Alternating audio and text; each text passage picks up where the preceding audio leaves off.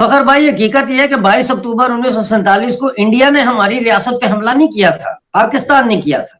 लेकिन पाकिस्तान ये तस्वर ऐसा पेश करता है जैसे इंडिया ने कब्जा किया हुआ जम्मू कश्मीर, हालांकि ऐसा नहीं है।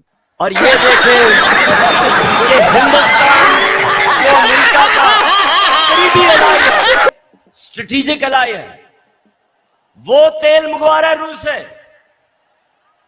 उसको अमेरिका ने कहा कि ना तेल खरीदो, उसने आगे से सीधा जवाब दिया अमेरिका को कि हम अपने लोगों के मफादात के लिए फैसले करते हैं। यानी कि हिंदुस्तान की फॉरेन पॉलिसी उनके लोगों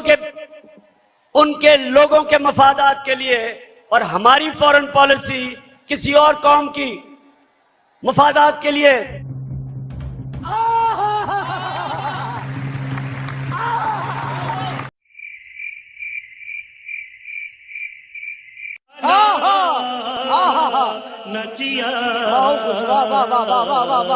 अभी मोदी जी 24 अप्रैल को जा रहे हैं, कौन सी ऐसी चीजें हैं जिसके ऊपर कहा जा सकता है कि यार ये वाली चीजें, एक तो वो पुल शुल बन रहा था, शायद दुनिया का सबसे हाईएस्ट पुल था, एक वो बन रहा था, उसकी ओपनिंग गालिबन है, या कुछ और चीजें, क्या क्या चीजें ऐसी हैं जिसके ऊपर हम कह सकते हैं अच्छी बात है। अगर उस तरफ के कश्मीरियों की भी अगर भलाई हो रही है तो हमें खुशी होनी चाहिए, अगर इस तरफ वाली कश्मीरियों की भी भलाई हो तो हमें खुशी होती है।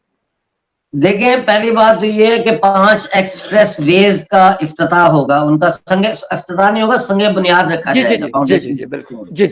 इसके अलावा 1400 मेगावाट के हाइड्रो पावर प्रोजेक्ट्स लग रहे हैं, एक 850 मेगावाट का, दूसरा जो है वो 540 मेगावाट का। अच्छा डॉक्टर साहब, एक चीज आपने मतलब बात की, मतलब अगर हम पॉलिटिकल सिचुएशन को इस वक्त पाकिस्तान के अंदर देखें, आपने कहा कि मिफ्ताह इस्माइल साहब IMF के पास गए, जो हमारा पुराना प्रोग्राम था जो $6 अरब का है, उसके हवाले से तो हिंदुस्तान जाते हैं। लेकिन सर बात ये है, एक सवाल आपसे कर रहा हूँ कि हिंदुस्तान बिल्कुल जाते हैं, पड़ोस के लोग जो है वो पहले होते हैं, उनसे बात की जाती है अपने मसले में से, लेकिन अगर वो बात नहीं करेंगे या जो भी कुछ है तो वो फिर कैसे हो सकता है। बेशक आप कुछ भी करते हैं, हमारे यहाँ वो, आप तो पश्तूनों के साथ बहुत करीब से रहे हैं, वो कहते हैं कि यार पुख्तों की पुख्ते माती की, यानी जो हमारे ये वाले एरियाज होते हैं ये टूटते हैं। ये पश्तूनवली में ये चीज़ बड़ी हमें मतलब मैं अपने दादा से, अपने वालिद से और मतलब सुनता रहता हूँ, अब भी मैं सुनता हूँ इवन, तो ये चीजें होती हैं। मतलब अब ये नहीं कह सकते। हालांकि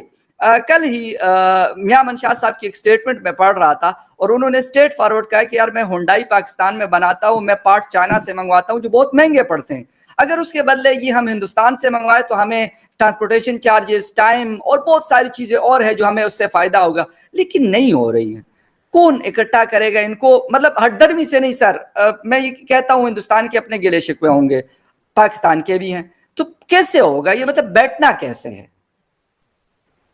पहली बात तो ये है कि सिर्फ चाइना का नहीं, ऑस्ट्रेलिया से गेहूं आ रहा है, टमाटर आ रहे हैं, आलू आ रहे हैं, उसका फ्रेट आप देखें, और फिर वो बासी है, यानी उसको कम से कम 3 महीने लगते हैं पहुंचने में। बिल्कुल, यहाँ तो बॉर्डर से ट्रक में आना है और आपको ताजा सब्जियां, ताजा 3 से 4 घंटे में पहुंच जाती है चीज। 3 से 4 घंटे। जहां तक आपका ये सवाल है कि ये कैसे बैठेंगे, ये कैसे बातचीत शुरू होगी, मैं पहले आपको एक बात वाज़ेह कर दूं कि जब भी पाकिस्तान में कोई नई गवर्नमेंट आई है, हमने सबसे पहले एक खुशी का इजहार किया है और तवक्कुआत अपनी का इजहार किया है कि हम तवक्को करते हैं कि ये सरकार जो आई है पाकिस्तान में, वो मसला कश्मीर के हवाले से संजीदगी का मुजाहरा करेगी। बाद में जब ये लोग हमें मारते हैं, कुचलते हैं, हमारे खिलाफ कानून बनाते हैं, हमारे वसाइल को की लूट मार में जो है इजाफा करते हैं, तो फिर हमारा गुस्सा जो है वो सामने आता है। ठीक है ना? अब बात यह कि ये बैठे कैसे। बैठने से पहले तो पाकिस्तान जो है उसको अपना जो बयानिया है, कम्युनल हेट्रेड की बुनियाद पे जो उसका नैरेटिव है, उस नैरेटिव को निगेट करना पड़ेगा, 2 कौमी नजरिए को निगेट करना पड़ेगा। मजहब की बुनियाद पे कौमें नहीं बनती, ठीक है ना? तो इसकी बुनियाद पे ये जो नफरत फैलाई जाती है हिंदुस्तान और हिंदुओं के खिलाफ, और इसको खत्म करना, इस नैरेटिव से पीछे हटना पड़ेगा। नंबर 2, हकायक को तस्लीम करना पड़ेगा। खत भी लिखा है आपके प्राइम मिनिस्टर शहबाज शरीफ साहब को, वो पब्लिश भी हो चुका है मीडिया में, जिसमें मैंने उनको कहा, दावत दी है कि आप आए, बैठ के बात करते हैं, इस मसले को हल करते हैं, आपका अपना फायदा है, आपका मुल्क फंसा हुआ है, आपका वजीर खजाना जो नया आपने बनाया है वो इस वक्त टच डाउन करेगा आज किसी वक्त वाशिंगटन डीसी के एयरपोर्ट पे, तो यानी कि बनते ही वजीर खजाना वो चले गए हैं IMF से मुज़ाकरात करने के लिए। तो भाई इतनी दूर क्यों जाते हो, दिल्ली पड़ोस में है, आपको कोई टेंशन नहीं है, आप ये कश्मीर का मुद्दा हमारे साथ बैठ के हल करें उसको पुरअमन तरीके से। तो हम साए भी हैं और हमारा खून भी एक है, ये इस इलाके के लोग जो है आपस में सब एक ही परिवार का हिस्सा है।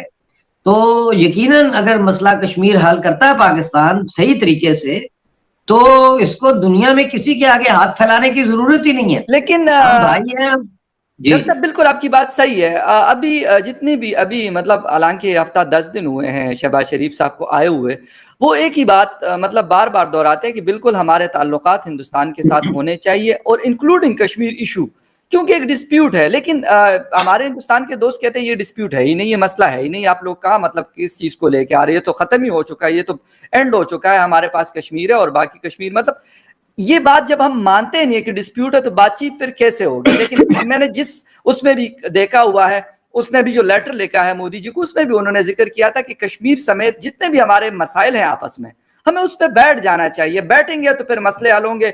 आप दिल्ली में बैठेंगे, हम इस्लामाबाद में बैठे हुए होंगे और हम कहेंगे कि मसाइल हल हो, तो मेरा नहीं ख्याल कि हल होंगे। देखिए फखर भाई, मैंने आपको भी अभी इस इंटरव्यू से चंद मिनट पहले मैंने आपको उस खत का भेजा है, वो जो मैंने शहबाज शरीफ साहब को लिखा, आप वो देख लीजिएगा। उसके अंदर जो मैंने 8 पॉइंट्स उठाए हैं, 8 मैंने जो सजेशंस दिए हैं, उन पर अगर शहबाज शरीफ साहब अमल करते हैं तो यकीनन कश्मीर का इशू जो है ये हल हो जाएगा। और आपने कहा ना कि कश्मीर समेत बाकी इश्यूज पर भी बात हो सकती है, बाकी कोई इशू नहीं, सारे इश्यूज कश्मीर इशू से रिलेटेड है। इंडस वाटर ट्रीटी से लेकर आपके बॉर्डर के इश्यूज तक तमाम का ताल्लुक मसला है कश्मीर से है, आप इसको हल करें आराम से। दूसरा, मैंने लास्ट वीक आर्टिकल लिखा था, उसमें मैंने फिर शहबाज शरीफ का साहब को ये सजेशन दी है कि अगर आपने वाकई पाकिस्तान को बचाना है, देखे ना आज वो भाग के चले गए, शुमाली वजीरिस्तान गए दौरा करने, ठीक है ना, तो इन दौरों का कोई फायदा नहीं है अगर आपके पास एक कॉन्क्रीट ऑफर नहीं है जो आप अपने इन बलोचों को या पश्तूनों को दे सकें। उसके लिए मैंने सजेस्ट किया कि पाकिस्तान का जो फेडरल सिस्टम है इसको खत्म करके यहाँ कॉन्फेडरेशन का सिस्टम लाया जाए, जिसमें जो सूबे हैं उनको मुकम्मल खुद मुख्तारी हासिल हो, टैक्सेस के लगाने में, लोकल एडमिनिस्ट्रेशन में, पुलिस में, हर चीज में। सिर्फ फॉरेन अफेयर्स, कम्युनिकेशन और जो फाइनेंस है, बड़ा फाइनेंस जो बिल्कुल सॉरी डिफेंस, वो आप अपने कंट्रोल में रखें, फॉरेन अफेयर्स, कम्युनिकेशन और डिफेंस। बाकी फाइनेंस में ट्रेड, ये सारे मसाइल जो इनको आप डिवॉल्व करके तो